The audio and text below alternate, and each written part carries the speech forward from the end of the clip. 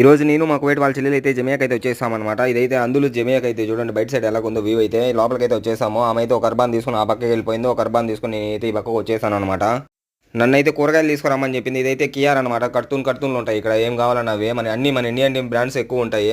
ఇవైతే మన Indian tea కాదులే కానీ ఆనియన్స్ అవి అయితే మన ఇండియా టీ ఉంటాయి. చూడండి ఇదైతే మన ఇండియన్ ఆనియన్ అనమాట. దినార్ నూస్ అయితే ఉన్నది.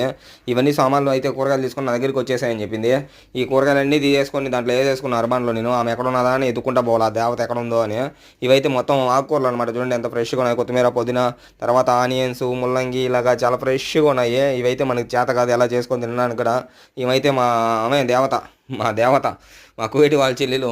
ఇక్కడికి వచ్చిన తర్వాత చెల్లెలు పని ఎందుకు చేయాలి, అక్క పని ఎందుకు చేయాలి, నీకు కదా నేను డ్రైవర్కి వచ్చానంటే ఇక్కడ అవన్నీ ఏమి చెల్లవన్నమాట. ఎవరు ఏం పని చెప్పినా కానీ ఖచ్చితంగా అయితే పని చేసుకుంటా పోవాలి. ఏమైతే పని మనిషికి ఫోన్ చేసి ఇంకా ఏం సామాన్లు కావాలి ఏంటి అని ఇంకా అడుగుతూనే ఉన్నది. ఇంకేమి చుట్టుకారం నేను తిరుక్కుంటా ఉండాలి. ఇంకంతే ఇది పంచాయతీ పత్తి వ్యాపారం ఇలా ఉంటుంది కువైట్లో. ప్లీజ్ కొత్త వాళ్ళు ఎవరైనా చూస్తుంటే మన ఛానల్ కొంచెం సపోర్ట్ చేసి సబ్స్క్రైబ్ చేయండి అబ్బా.